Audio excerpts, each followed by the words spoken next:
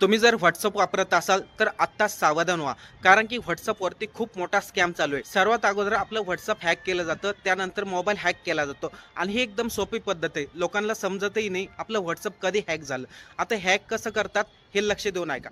बघा, आपण काही ना काही नेहमी खरेदी करतो. साधं कपड्याच्या दुकानात जातो किंवा एखाद्या स्टोअरमध्ये जातो किंवा एखादी बाईक घेतो किंवा गाडी घेतो. त्यावेळेस आपला मोबाईलचा संपूर्ण डाटा शेअर होत असतो. आणि त्या संदर्भामध्ये आपल्याला WhatsAppवरती एक PDF फाईल येते. लोकांना वाटतं आपण आत्ताच त्या शॉपमध्ये गेलो होतो, आपण आत्ताच हे खरेदी केलं होतं. त्यामुळं लोकं समजतात त्या संदर्भामध्ये PDF फाईल आहे. नंतर ती PDF फाईल ओपन करतात आणि त्यानंतर आपलं WhatsApp हॅक होतं आणि नंतर मोबाईल हॅक होतो.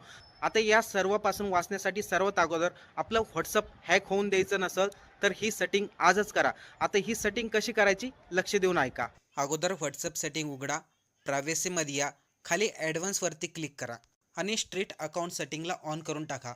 यामुळे काय होईल, जेव्हा एखादा हॅकर व्हायरस असलेली PDF फाईल तुमच्या मोबाईलवरती पाठवेल, तेव्हा WhatsApp त्या फाईलला आपोआप ब्लॉक करेल. म्हणजे आपलं WhatsApp हॅक होणार नाही.